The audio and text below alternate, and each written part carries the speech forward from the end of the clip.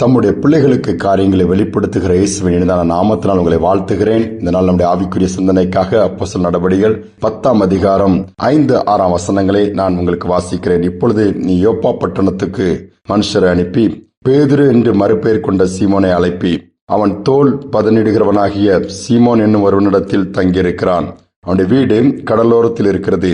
நீ செய்ய வேண்டியது என்னவென்று அவன் உனக்கு சொல்லுவான். பாருங்கள், இங்க அழகாக சொல்லப்பட்டிருக்கிறது. இந்த பகுதியின் முன்பகுதியை வாசித்தால் அந்த ஒரு கொர்நேலியு என்கிற நூற்றுக்கு அதிபதி எல்லாவற்றிலும் ஆண்டவருக்கு முன்பாக தாழ்த்தி ஜெபிக்கிற தான தர்மம் பண்ணுகிற ஒரு மனுஷனாக இருக்கிறான்.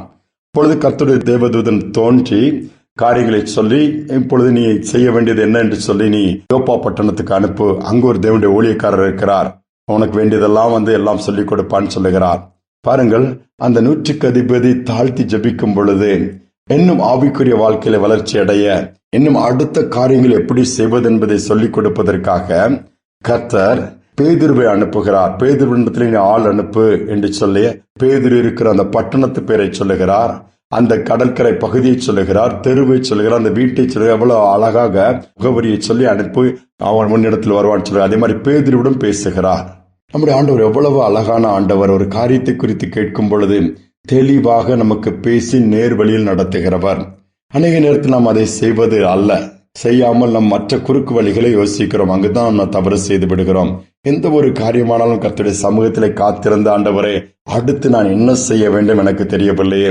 பிள்ளைகளுடைய எதிர்காலத்தை குறித்து நாம் அநேக நேரம் புலம்புகிறோம். திருமண வாழ்க்கையாக இருக்கலாம், மேல் படிப்பாக இருக்கலாம், வேலைக்குரிய காரியங்களாக இருக்கலாம், வீட்டின் காரியங்களாக இருக்கலாம். எதுவாக இருந்தாலும் ஆண்டவர் சமூகத்திலிருந்து நாங்கள் என்னப்பா செய்யணும்னா நிச்சயமாக காரியங்களை அவர் வெளிப்படுத்துவார்.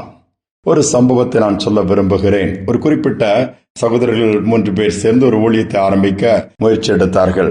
ஜெபித்துக் கொண்டிருந்தார்கள். ஒரு நாள் சரி, குறித்த நாளில் ஆரம்பித்து விடலாம் என்று சொல்லும் பொழுது நேராக என்ன பண்ணினார்கள், ஜெபத்தில் காத்திருக்கலாம், எப்படி யாரை வைத்து அந்த அர்ப்பணிப்பு ஜெப கொடுகையை ஏற்படுத்தலாம் என்று சொல்லி குறிப்பிட்ட ஒரு மலையின் உச்சியில் போய் ஜெபிக்கிறார்கள்.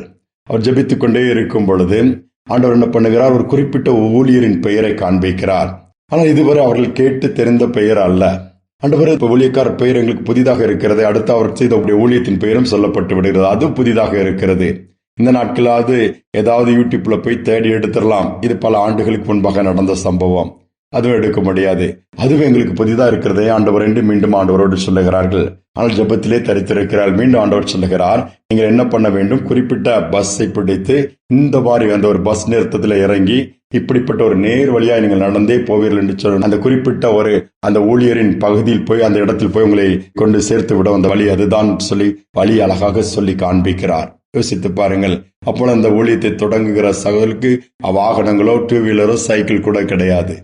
இவர்கள் அந்த சத்தத்தை கேட்டு ஆண்டவர் காண்பித்த அந்த தரிசனத்தை வைத்து பேருந்தை பிடித்து அந்த நிறுத்தத்தில் இறங்கி நேராக சொல்லி நடந்து கொண்டே போகிறார்கள். கரெக்டாக அந்த ஊழியருடைய வீட்டில் கொண்டு அழகாக அந்த வழி போய் முடிகிறது. அங்கு போய் அந்த ஊழியரை சந்திக்கிறார்கள். இந்த மாதிரி நாங்கள் ஒரு ஊழியத்தை ஆரம்பிக்கலாம் என்று சொல்லி இருக்கிறோம், நீங்கள் ஜெபித்து ஆரம்பித்து கொடுத்தால் நன்றாக இருக்கும். கர்த்தரங்களை நடத்தினார். அவரும் சொல்லுகிறார், நானும் ஜெபிக்கும் பொழுது இப்படி 3 பேர் உன்னை தேடி வருவார்கள், நோ என்று சொல்லாதே, உடனே அவர்கள் வார்த்தையின்படி அவள் கேட்டதை செய்து கொண்டு ஆண்டவர் எனக்கோடு பேசியிருக்கிறார். சரி, நான் வருகிறேன் சொல்லி அவர் போய் அந்த சிறப்பாக அந்த ஆரம்ப நாளை மிகவும் அற்புதமாய் ஆரம்பித்து நடத்தி கொடுத்தால் தேவனுடைய வல்லமையும் மகிமை அந்த இடத்தில் இறங்கி வந்ததாம். யோசித்து பாருங்கள், எவ்வளவு அழகாக நடத்துகிற ஆண்டவர் நமக்கு இருக்கிறார். ஆனால் நாம் அதை புரிந்து கொள்வதில்லையா அல்லது ஏற்றுக்கொள்வதில்லையா? அநேக நேரத்தில் அதற்கு முக்கியத்துவம் கொடுக்காமல் போய்விடுகிறோம். காத்திருப்போம். சில காரியங்கள் தாமதமாகிறதுனால் பின்வாங்கி விடக்கூடாது. ஆண்டவர் காரியத்தை செய்து கொண்டிருக்கிறார். ஒரு செடி ஒருவேளை உடனே கனி கொடுக்கவில்லை என்று பிடுங்கி இருந்து விட முடியாது. எல்லாவற்றுக்கும் ஒரு காலத்தை கர்த்தர் வைத்திருக்கிறார். காத்திருக்கும் பொழுது ஆண்டவரை என்ன செய்ய வேண்டும் என்று சொல்லி கேளுங்க. நாம் என்ன செய்கிறோம், ஆண்டவரை இதை நீங்க செய்ய வேண்டும் என்று சொல்லுகிறோம். மாறாக நாங்கள் என்ன செய்ய வேண்டும், guide as Lord, teach as Lord.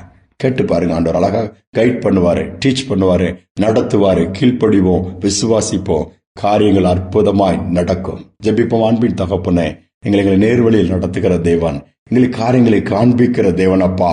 அங்காங்கு திசை மாறி நாங்கள் அலைவதை நீங்கள் விரும்புகிற தேவன் அல்ல.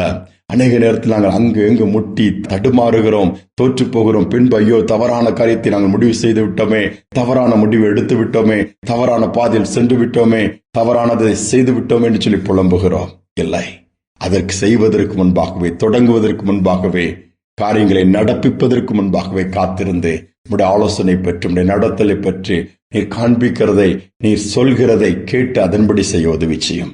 அப்படிப்பட்ட இருதயம் ஒவ்வொருவருக்கும் உண்டாகட்டும். அப்படிப்பட்ட பாக்கியத்தை எங்களுக்கு தாங்கப்பா. இதை கேட்டுக்கொண்டிருக்கிற ஒவ்வொருவருக்கும் அப்படிப்பட்ட கிருபையை விசேஷமாய் கொடுத்து பிள்ளைகள் காரியங்களாக இருக்கலாம், குடும்பத்தின் காரியங்களாக இருக்கலாம், தனிப்பட்ட வாழ்க்கையின் காரியங்களாக இருக்கலாம், தொழில் காரியங்களாக இருக்கலாம், ஊழியத்தின் காரியங்களாக இருக்கலாம், இந்த காரியங்களை உதவி செய்து நடத்துங்கப்பா. சுகபலன் கிருபை பெருகட்டும், நன்மை தொடரட்டும், காரியங்கள் வெளிப்படட்டும். துதிகனமை ஏற்றுக்கொள்ளும் இயேசுவின் நாமத்தில் பிதாவே, ஆமேன் ஆமேன். தேவனுடைய சமூகத்திலே காத்திருப்போம். கர்த்தர் நடத்துவார். அந்த நடத்தல் ஆச்சரியமாக இருக்கும். அங்கு அதிசயங்கள் நடக்கும். இந்த சிந்தனையோடு இந்த நாளை தொடர்வோம். மீண்டுமாய் நாளை தினம் சந்திப்போம்.